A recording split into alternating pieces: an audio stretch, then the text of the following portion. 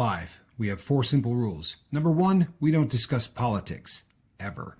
Number 2, this is not a religious channel, and while you might hear people say, God bless you, or I'm going to pray for you, or I wouldn't have gotten through this without my faith, that's fine. What's not fine is to say, my God is better than your God, or here's why you're not getting into heaven. It's not going to fly. Number 3, we believe wholeheartedly if you can't control your tongue, then you can't control your life. So while on board, there's not going to be any cursing in the live chat, period. And number 4, there is no room for mean people on the lifeboat. Because we discuss very sensitive things from people's past in our group setting, we got to protect those people. The only way they feel confident and comfortable discussing those things is in an environment that is free of trolls and mean people. So if you're a mean person or you're a troll, we're going to block you for life. And if your account happens to be less than 24 hours old, we're probably a little suspicious right from the word go. Why? Well, because there are people in this world who enjoy being cruel solely for the sake of being cruel. It's not going to fly here. But if you're here because you're trying to get sober and live your best life, then you might find that the lifeboat is just that, a lifeboat. I'm Captain Tommy Scoville, and we will see you on deck.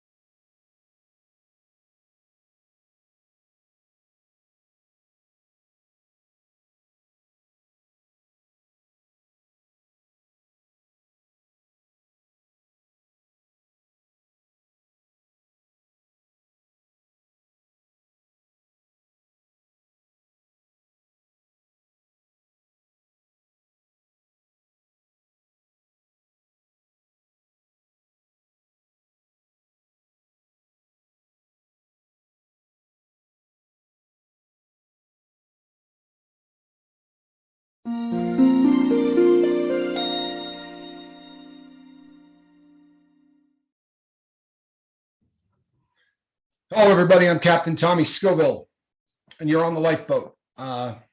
People, before we get rolling, I want to thank everybody that's been reaching out. I said this on last night's show. If you had a chance to see it, great.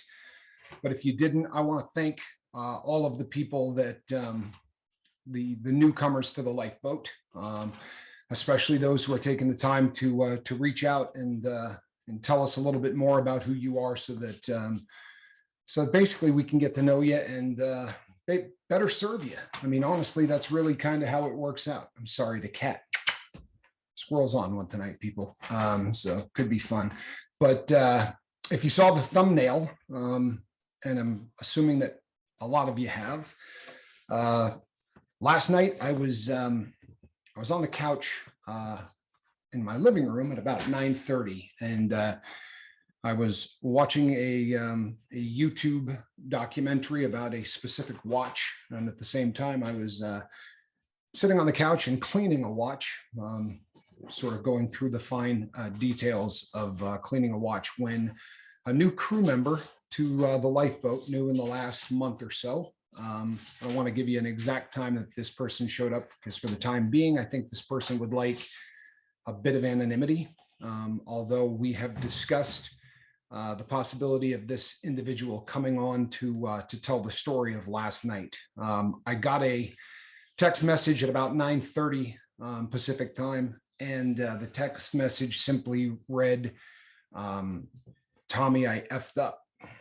And I get messages like this a lot. This is not something that normally would really freak me out or get my attention, because that's the kind of phrase that someone who just relapsed would use, right? Or somebody that has made a bad decision on their road to sobriety. So as I was typing in, what did you relapse?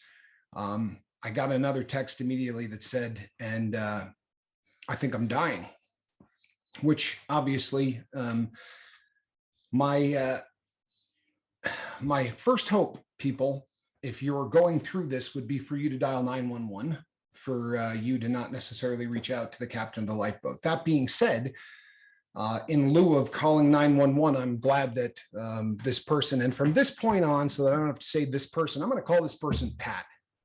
Because if you remember the old Saturday Night Live skit, Pat was one of those names that you couldn't tell whether it was a male or a female. And for the time being, I think I'd like to keep it that way. And I think that Pat would as well. But so I said, you know, what did you do? And this person had smoked some stuff off of tin foil and was under the impression that that what was being smoked was a Perk 30, a Percocet 30. And if you're not, if your drug of choice was not opiates, that may not mean as much to you, but what it is for all intents and purposes is an OxyContin. But when OxyContin got drummed out of the marketplace by some laws that were passed by Congress, the people in the big pharma released the 30 milligram Percocet, which is for all intents and purposes just a 30 milligram OxyContin. The difference between Percocet and OxyContin is a time release device. It's the same drug.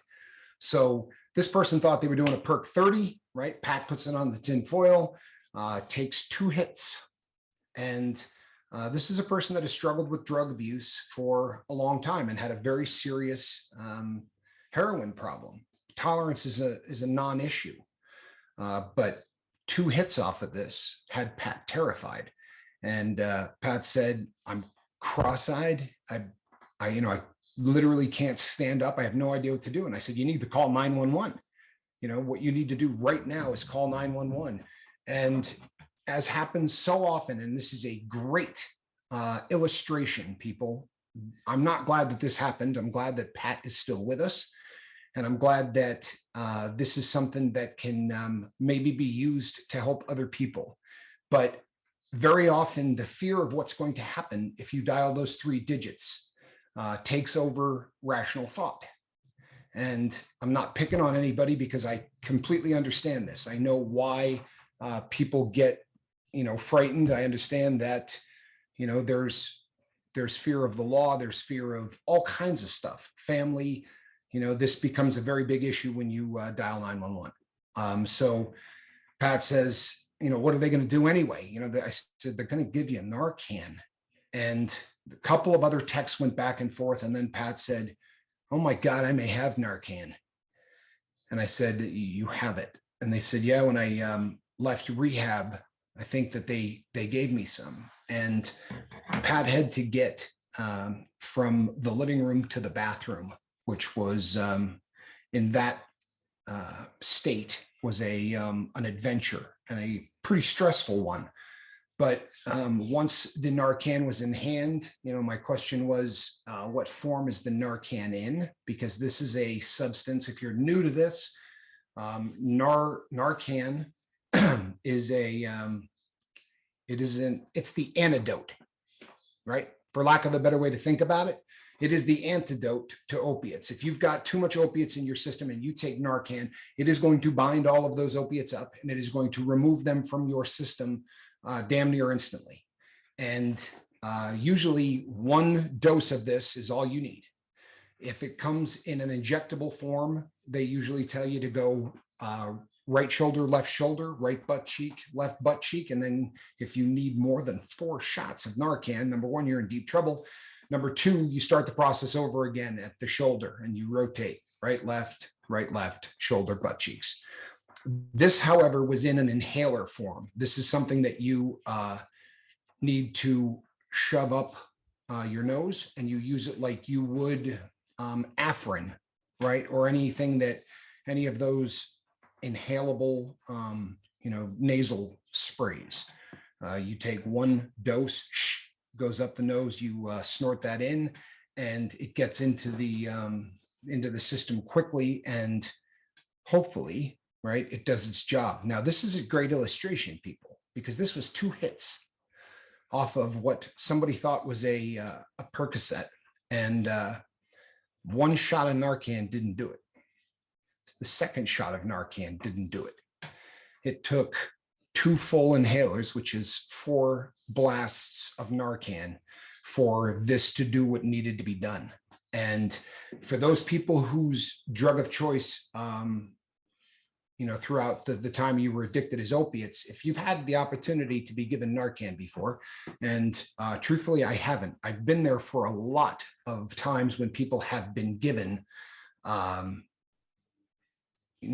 I personally have not ever had it administered, but it removes the stuff. And when it does, sickness comes in quickly. It's a precipitate withdrawal. It's all of a sudden, everything gets knocked off the brainstem, everything gets taken to the liver, and just instantly it's sickness. And you don't want to tell somebody this before they do it, because very oftentimes they will literally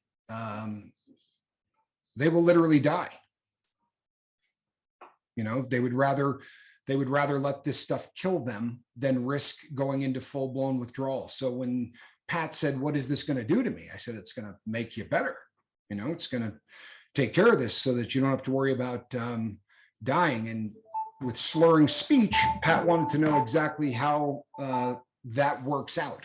What exactly is going to be the process? And obviously that was not something that, I wasn't particularly honest about it.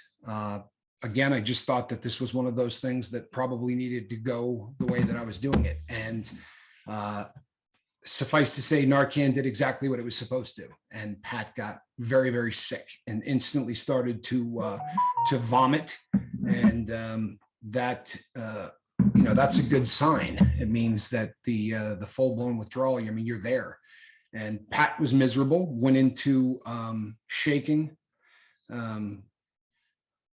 There was a whole lot of the effects of Narcan, right? And through all of this, I'm sort of sitting on pins and needles, because while Pat is sick, Pat's not sending me any messages to tell me exactly what's going on.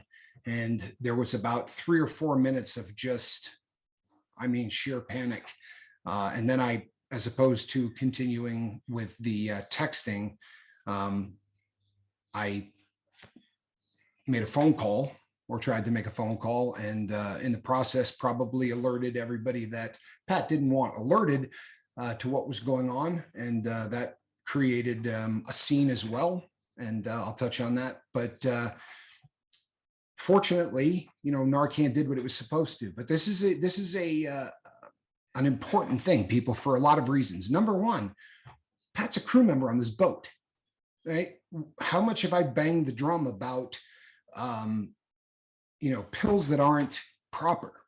Well, apparently I haven't done a very good job, because when I talk about how a lot of these pills are fentanyl or phytonidazines, NITs, as opposed to whatever that pill is representing that it is through the stamp on the back,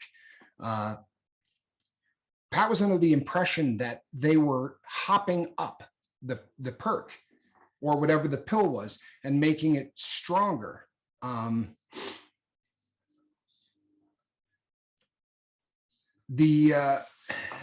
Again, I guess I did a bad job. They're not trying to make pills stronger, people. What they're doing is taking a bonding agent and then taking either nitazines or fentanyl, and they're creating a fake pill.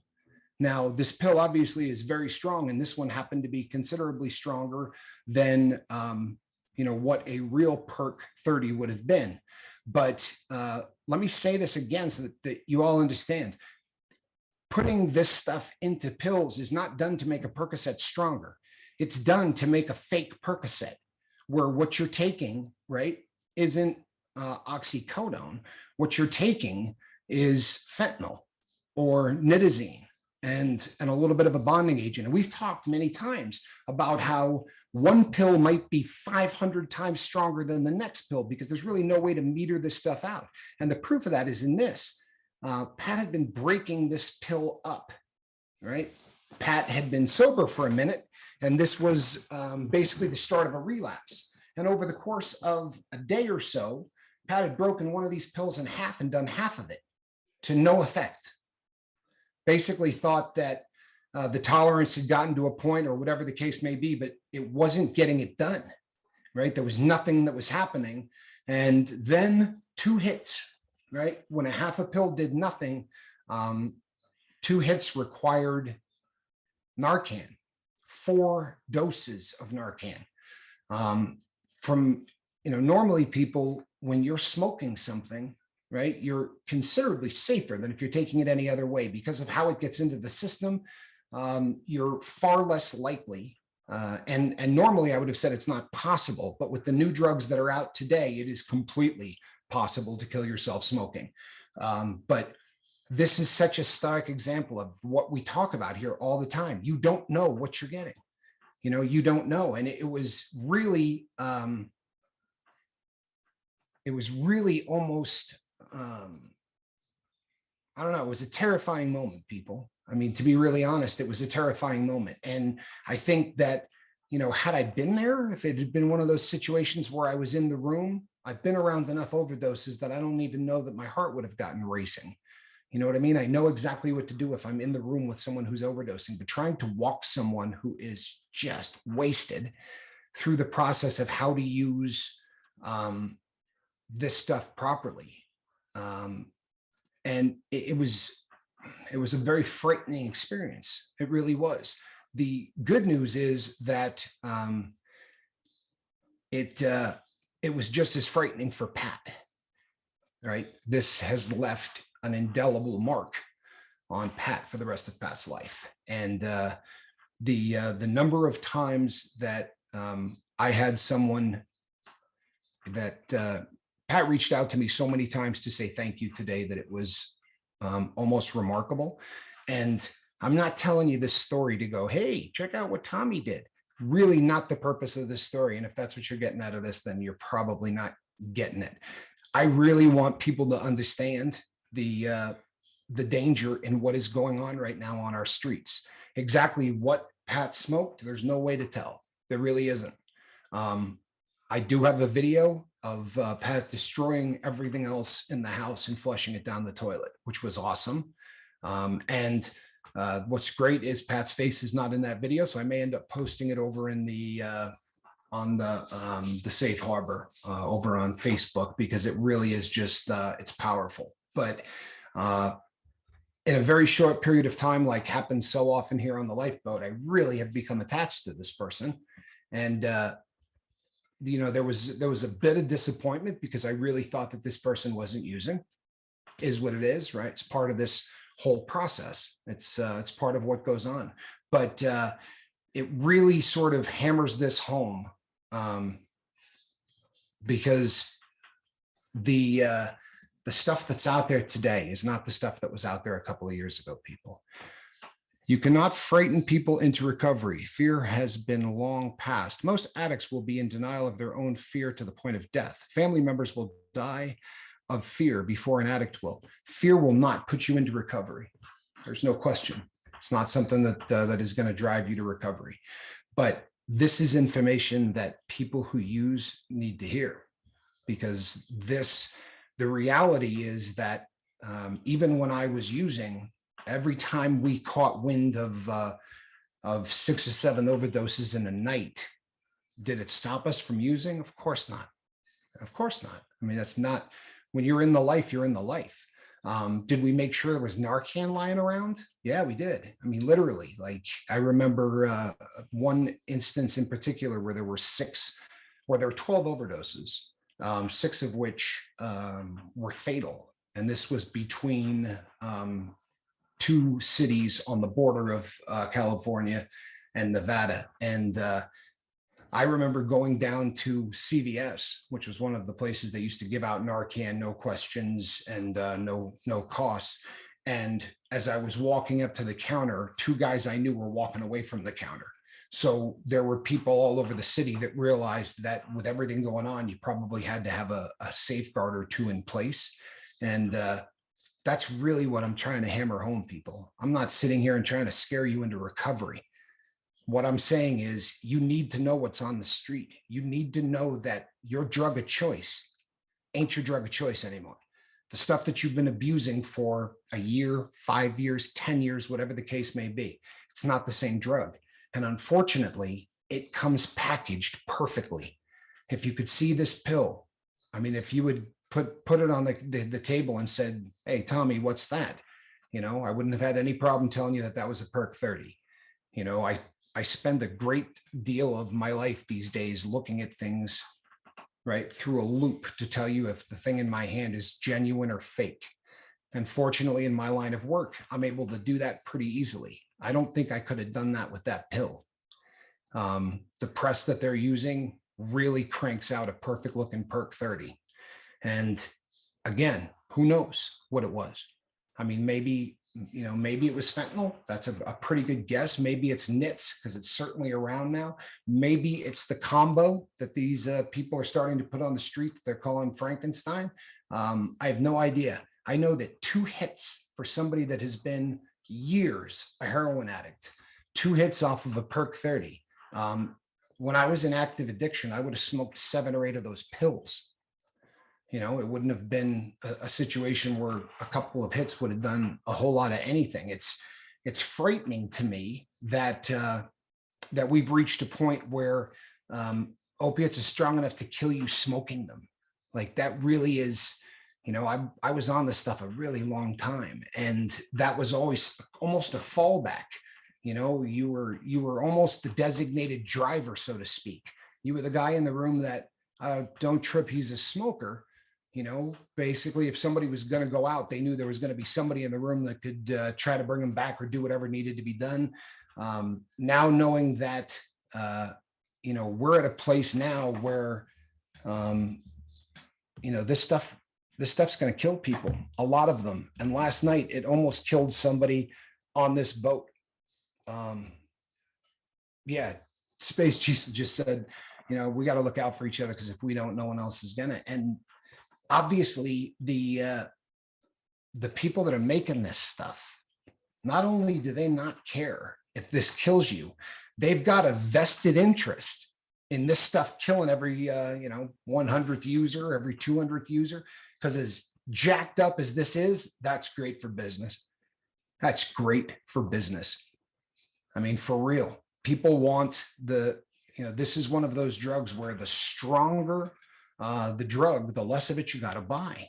And as a recovering heroin addict, I can't tell you, even now, years removed from the addiction, the active addiction, I still get exactly why somebody would want that. I do. It makes complete sense to me.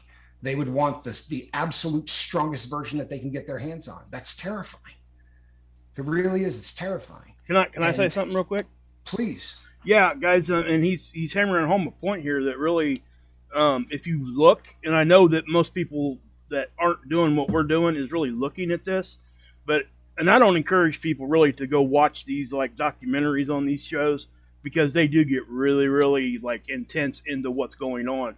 But everything has now switched from, you don't even, the heroin addicts will tell you now, they can't find it.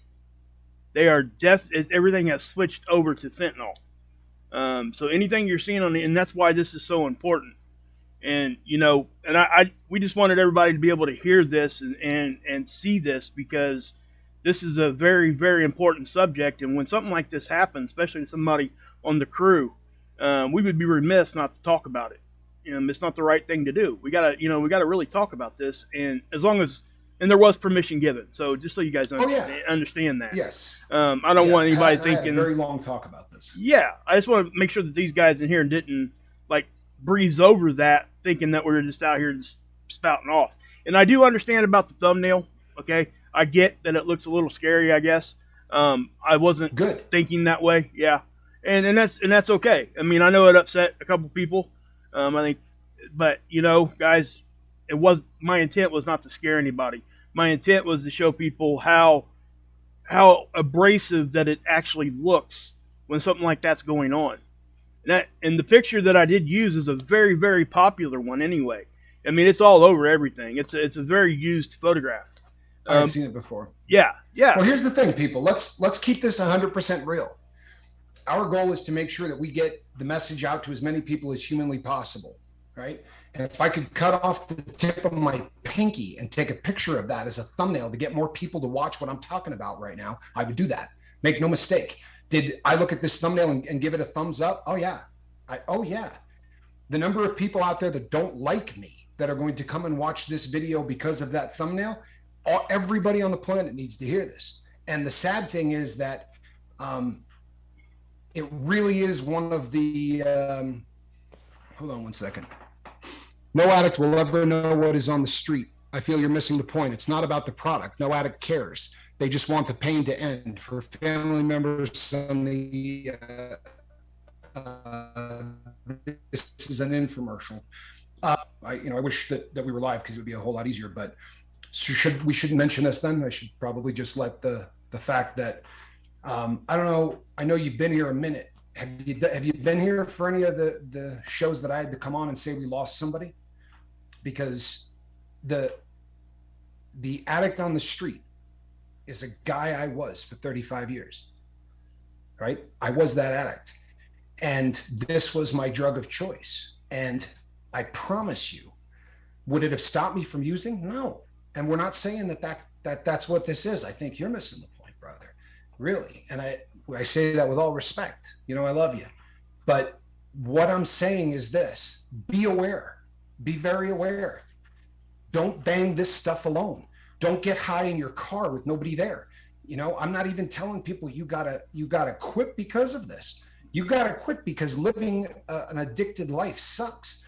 But this information is important because even if you have no intention of stopping, you really need to change your habit of how you're doing. People on this planet considered the most dangerous and strongest drug known to man and multiplied it by 100.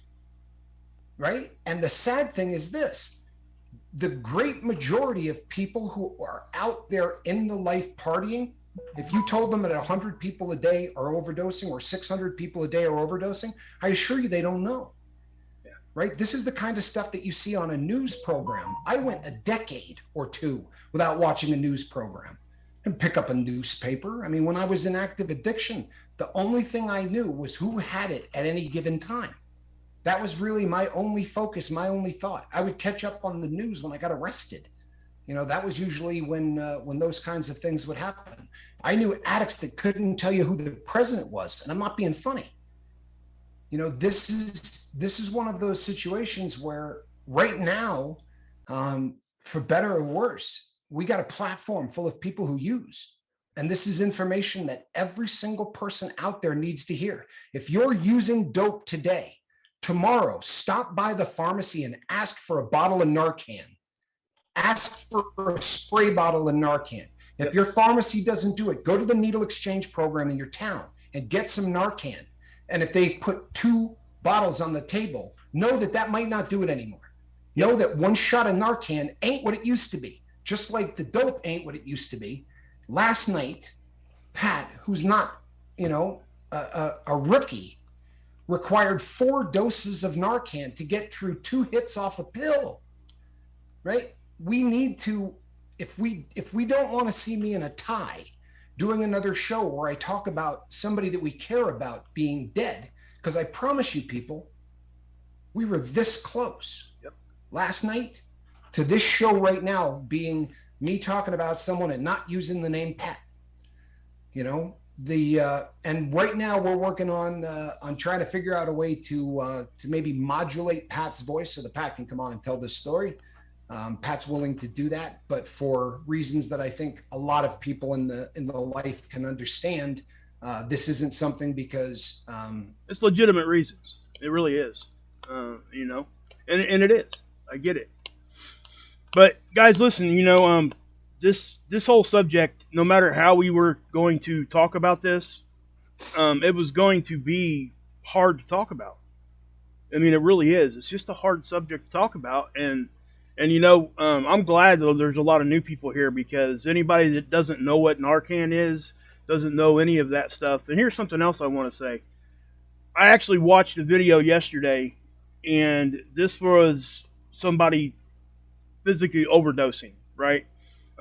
Somebody grabbed this person from the car. They took off running. They hit him with 2 Narcans, and it still didn't help. And they kept going with this guy until the ambulance got there, and he finally woke up. Nice. They saved him, and that's really kind of what we're talking about right now. It's the ability that there is a thing out there. We're trying to get people to the point where they can get that moment of clarity. But until they do, we have to keep them alive. Huh. And that's kind of what we're talking about here, and that's why that this subject is always going to be, a little bit on the edge. It's never going to be completely perfect down the middle. And it's okay for people to disagree. It is. That's what civil discourse is, and we're all good. But what me and Tommy are trying to do is get as many people as we can to hear this. And that's what we try to do, and that's really what we're doing. And it's pretty evident that, and we promote a level of love that we didn't even expect in our chat. We seen it, we grabbed it, and now we're formulating that, and that's a complete part of who we are now. I don't think either one of us expected that. So just, when we do things and talk about subjects like this, it's hard to hear. I promise you.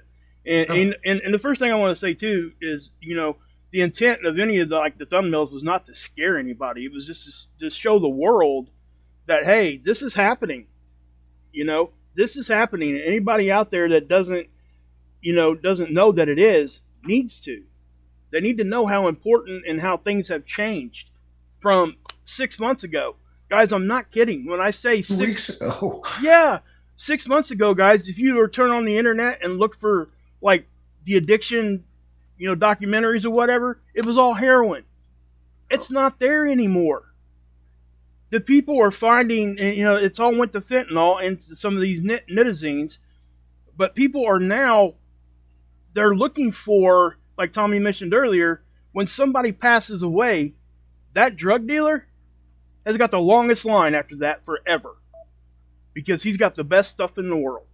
Yep. No question. It's a marketing campaign. Yeah. And that's where marketing campaign. And that's where the Narcan comes in. And TC said it's strong enough that it doesn't work. I've seen a lot of that in the last couple of years. You're absolutely right, and it's going to continue to get worse and worse. I think I told the story already, but there was 8 doses given. It's also in another video. But a guy on an ambulance, that's all they had on the ambulance was 8 doses,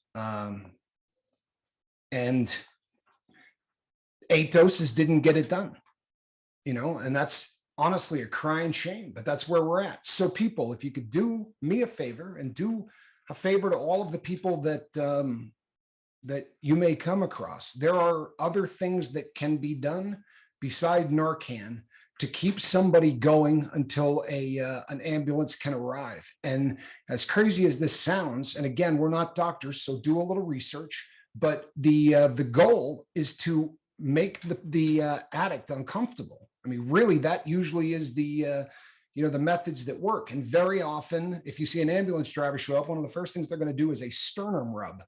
And it is one of the most uncomfortable things in the entire world. I got an EMT license when I was a little boy so that I could ride on an ambulance. And it was a career that did not work out for me, probably because of my drug addiction. But that was one of the first things they taught, for overdoses, was the sternum rub. And they had you do it to your partner, and then the partner did it to you.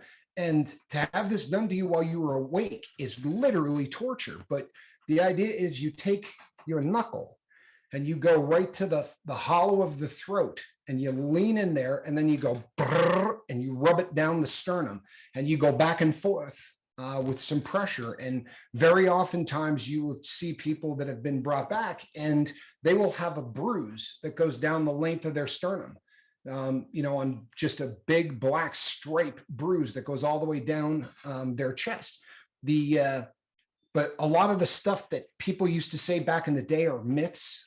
A lot of the stuff really is just, worthless. For a long time, people would talk about, literally, I won't even get into them because I don't want to put misinformation out there. Is the last thing I want to do. But I would suggest that if you are in the life, you take a little time to research, like we talked about last night. If you plan for, if you wait to plan for what you're going to do until it happens, it's never a good idea. If you wait to learn what you're going to do in an overdose situation until you're in an overdose situation, you might lose somebody that you care about. And I don't know any addicts that haven't lost somebody they care about, but to be in a position where you could do something about it, it's going to haunt you for the rest of your life. I saw, I'm not exactly sure who said it. I think it was Wendy, but she said she went to the pharmacy to get Narcan because they're supposed to give it out in her town. And they refused to give that to her. People, if that happens, call the newspaper, honestly, call the local, news programs, because, that's terrifying. There were laws that have been passed. Go ahead.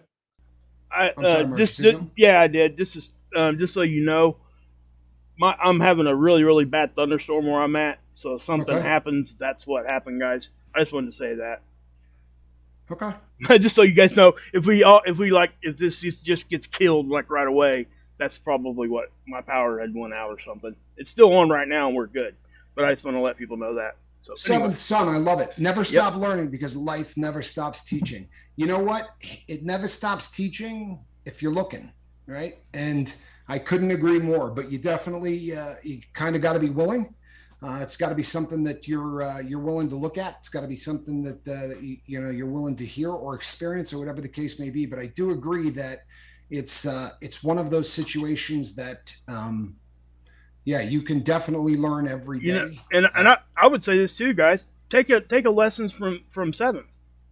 If you go to the pharmacy and that happens to you, you can't get Narcan, man, start writing your senators and your congressmen and stuff.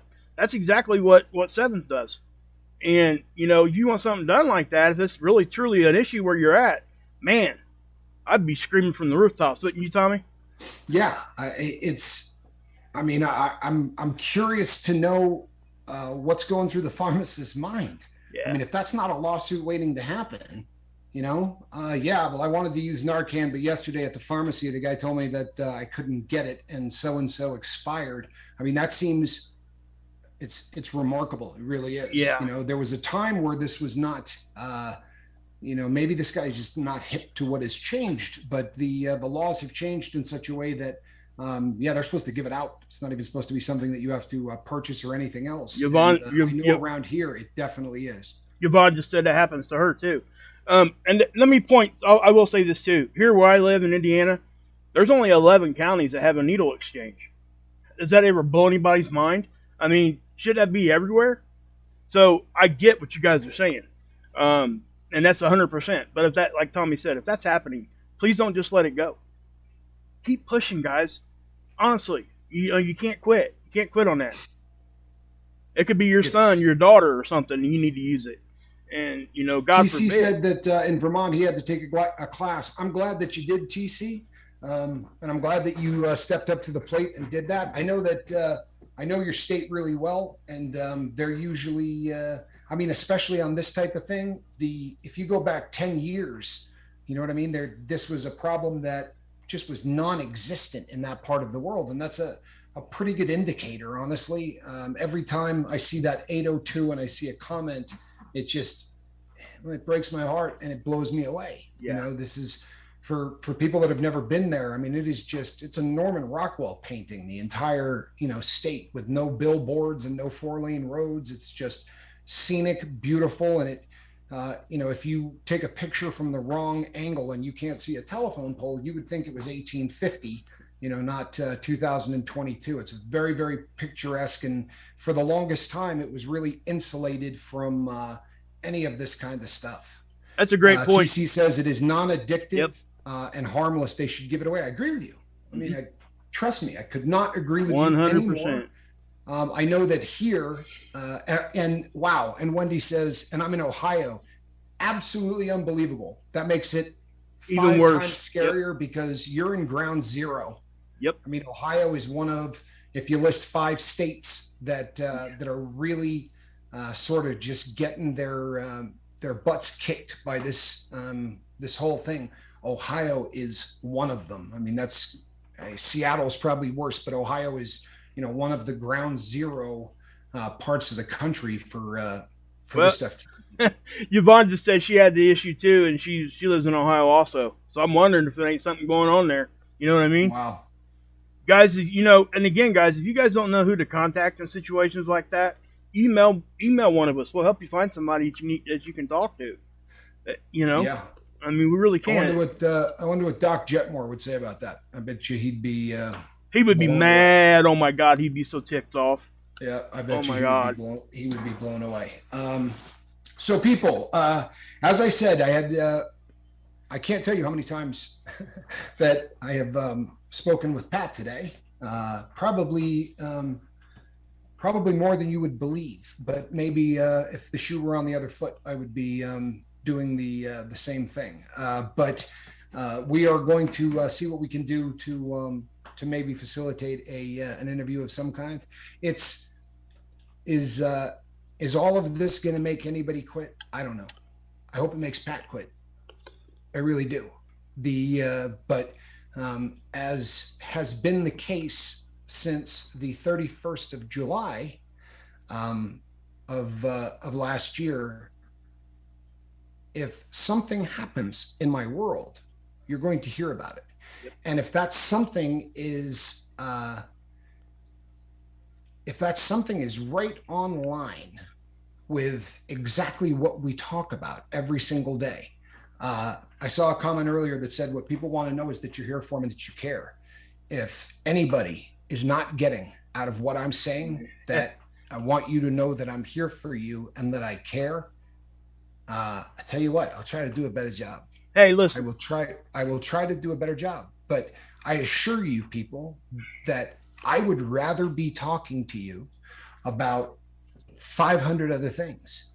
But I'll be damned if something like that is going to happen that I don't, I live basically, and so does my bobbleheaded partner, with the concept that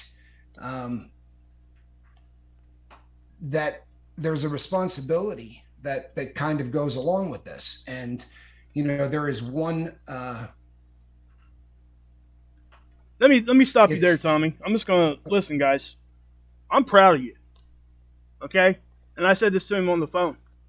And you really, it's one of those things, guys, that if he wasn't there, and I made this comment to him during the text, and I wish I could have said it to his face, but he wouldn't have done this 10 years ago. You guys understand that? Anybody that's been here for a minute should understand this. And I get it. And, the new people, they don't know the story, and that's all cool. That's good. I mean, I'm glad you guys are here to hear it. But anybody that's been here for a minute has to understand the effort that Tommy is doing, and that he would have never even stuck one toe in the water here 10 years ago. So he has grown as a person. He has grown into something that is helping a lot of people. And you guys are a part of us, right? And that's what we're doing. And so please don't take anything away from that, because, he didn't have to stay on the phone till what time was it? 2:30 in the morning? I don't know. It was like something like that. Yeah, late. It was on and off for a lot of the night, but and I could say here's this the thing too. It was it's one of those situations where I have a tremendous amount of love for this person, and it's not that I don't care for everybody who has a drug problem, because the truth is I do. But there are certain individuals with drug problems, when you meet them, it just screams, if drugs were not in this person's life, this person would be perfect. You know what I mean? Like, there's a great soul already there, and there's just a kindness and a and a sort of an effervescent, kind of a thing going on. Sometimes, when you've been on dope for a long time, and I know a lot of people have seen this, whether it's drugs or alcohol or anything else, but if a person's been on dope long enough, sometimes the light seems to go out. The person is still there, but you look at them and they're just not right. And it looks as if, hi, Chris Mack, good to see you. It just looks like the light has been turned out. And Pat's not that person. There's just still so much personality and everything else that's going on that, it's like so often that we talk about here, for someone to reach their full potential, they just have to eliminate the drugs. You know, they really do. And thank the Lord, Pat's got a shot at that. You know, last night in this country alone, somewhere between 300 and 600 people lost that opportunity. You know, plain and simple. And more people are going to. It's going to continue to happen. But I will never get up one morning and say, boy, I wish I had done a show about this, because so-and-so probably would have heard it and maybe would still be alive. I assure you, I'm never going to have that morning, ever. Because as I've said so many times, I'm going to keep banging this drum. And you know the good news, people? If this is a drum you hate hearing, you're going to know about 30 seconds into the show exactly what the hell the show is going to be about. And maybe you can, you know, pop back the next day. But this is one of the most important things facing our world. Forget addiction. Forget recovery. This is one of the most dangerous things facing the entire planet. And in the country that we live in, this is the number one cause of death between the ages of 18 and 45. So it really does kind of, you know, present something that really, really needs to be talked about. And again, thank you to everybody that has reached out to me recently. If you have not had me get back to you, it's just because of the volume. I assure you, people, I respond to all of the emails. So if I'm running a little late, just hang in there. And let me say this to you real quick on that point. We're getting to the point where we're probably going to have to, I don't know, maybe kind of delegate some stuff between the both of us. You guys can reach out to me too if you're comfortable with that. I mean, I don't want you reaching out to me if you're not comfortable, obviously. But I will help, and I will try to do my best. And if I don't have the answer, I'll point you in the direction you can go find it. And if it's something that Tommy can handle better than me, I will definitely, you know, get you over to him. Especially, yeah, guys, do know that we're here, though. Yes. You know, do know that we're here, and it has been. Hold on one second. I have been off Loracet and Percocet for 6 years now. Nice. I was so happy, but now I'm on Tylenol 3, so codeine. And just feel like I have slid back. I know it is not as strong as the others. No, it's not. Codeine, as far as it goes, is a considerably weaker version of the things that you were taking. In fact, I mean, it's an opiate, but it isn't even the same version. It is a different drug, but it's still addicting, and it's still you know, it's not just habit forming, but it's a controlled substance. Even if it's the bottom rung on that ladder, I understand how you're feeling. I've said this many times on the show. If it's one of those things that, you know, you need for pain treatment, then you really need to talk to your doctor. There are some other things out there. There really are some cutting edge treatments right now for pain that don't involve opiates. There's some a whole new family of drugs that work on the central nervous system, as opposed to getting them through the liver. They go out through the kidneys, and it's a completely different concept. It takes a little bit longer for the stuff to get into your system, but talk to your doctor. I obviously can't write any prescriptions or anything like that, but hold on one sec. TC802 says, you're killing yourself in the process. You're killing 100 other people are watching you do it. It's so sad. It's the truth, you know? Yeah. It's the truth. And he says it's a true epidemic. Yeah, it's the saddest part of this is that, you know, last night, if Pat had passed, it would have been one of those things that, you know, the number of people that would have been affected other than that, you know, the ripple effect of that. Yep. You know, every time we save one, the ripple effect is awesome. But every time we lose one, that ripple effect is just as dramatic. It's just in the opposite direction, but really, really awful. I want to address Wendy's comment there, because I think it's important. Wendy says, I have never really thought as being addicted, but I guess running out early every month is not good. 100% it's not good. Okay. But listen, that's exactly what got me. Okay. I started with the pain pills, and at some point, and it's good that you're recognizing this now, because you'll switch from being dependent on a pain reliever to being addicted and trying to get your drug just so you can get high. There's a difference there. Right. Okay. And it's a fine line, isn't it, Tommy? I mean, it's a really small line that you got to walk on there. But if you feel like you're turning into an addicted type of situation, I would strongly suggest you go to your doctor quick. Don't wait, just go and have that conversation with a medical professional, and they'll be able to help you. I promise. And if you don't know where to go, again, reach out to us. Down in the bottom left, guys, there's a suicide helpline, and there is a drug addiction helpline. And they, the drug, I don't talk about this much, but that drug addiction hotline actually will give you more than just like inpatient stuff. Okay? Right. They're going to get you to like counseling and stuff if that's what you want. They'll get you to outpatient programs. So it ain't like when you call these people, you got people showing up in white coats taking you down the road. That's not what's happening. And they're going to do their best to give you what you need. And I tell you what, if anybody's ever willing to talk to people, it's that. Those guys they're there for that sole reason.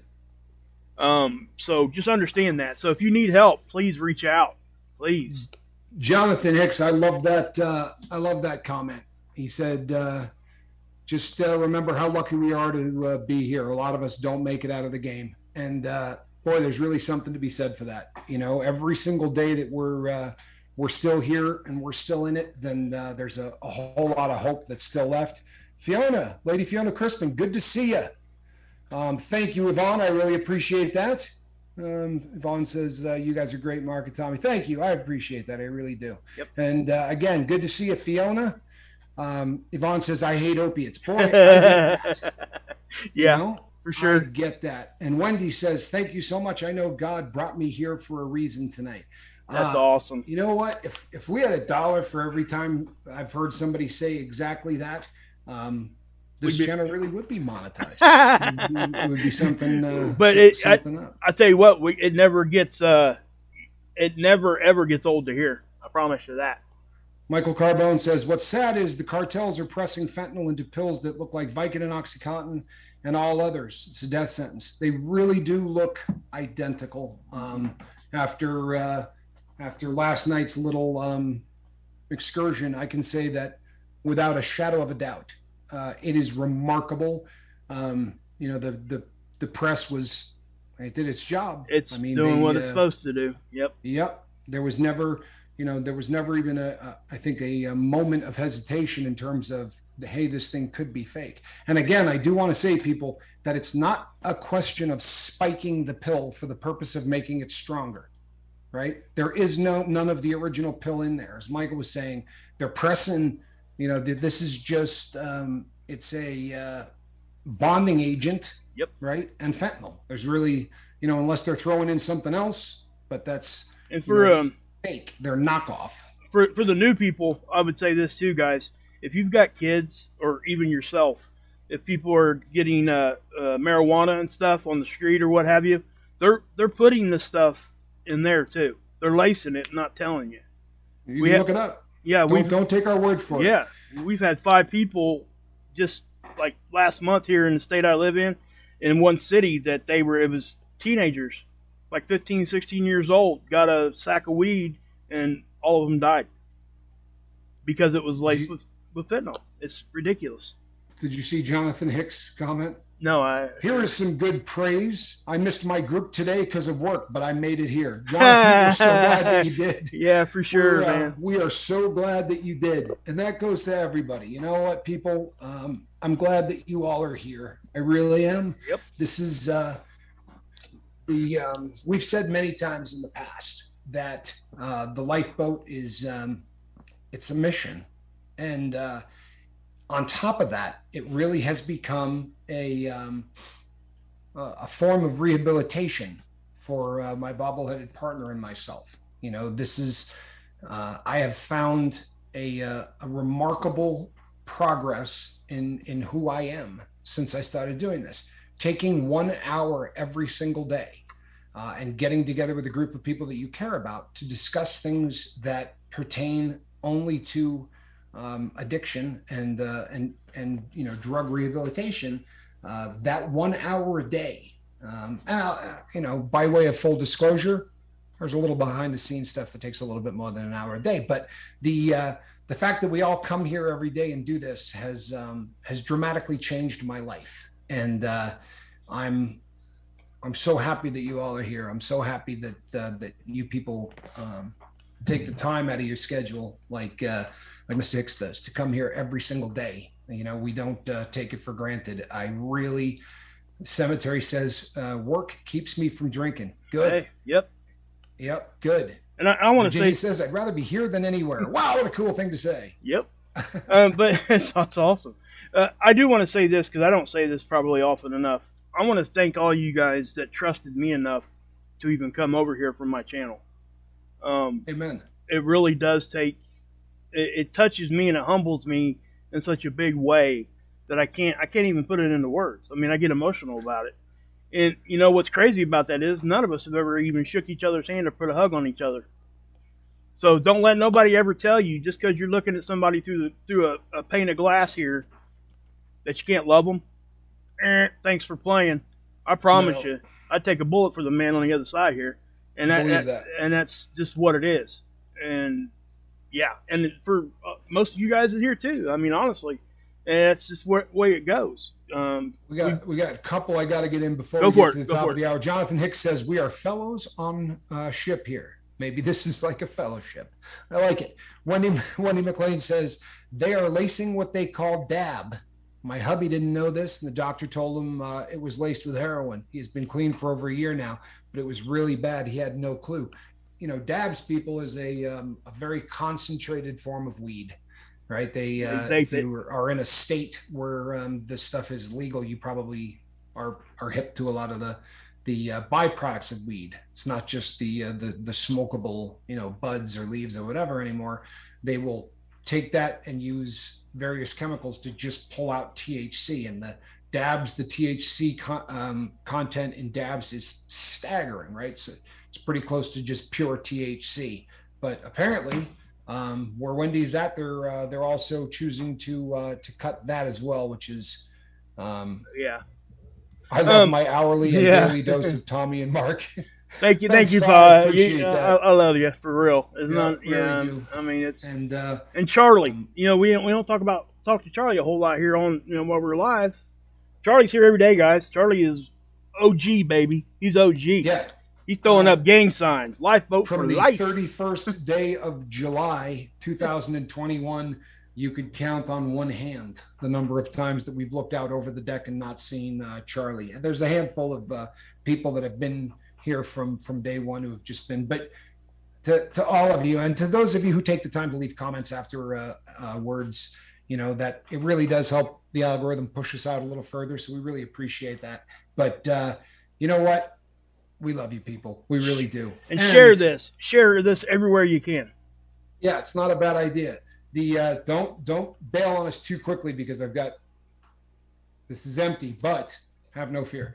The people, we're going to be back tomorrow, 23 hours from now, right here on the lifeboat, doing what we do. It's not going to stop. We will be back tomorrow night. Between now and then, try to save somebody, people, for real. You never know when that just might happen. It's kind of it's an opportunity, and it's kind of a big deal. All right, people, we love you. I am Captain Tommy Scoville, and on the other side of the glass, Mark Wages. All right, hold on. And this is a cat that wanted to be on the chair instead. There you go. Amy, sorry you got here late. We'll see you next show. Yes, God bless.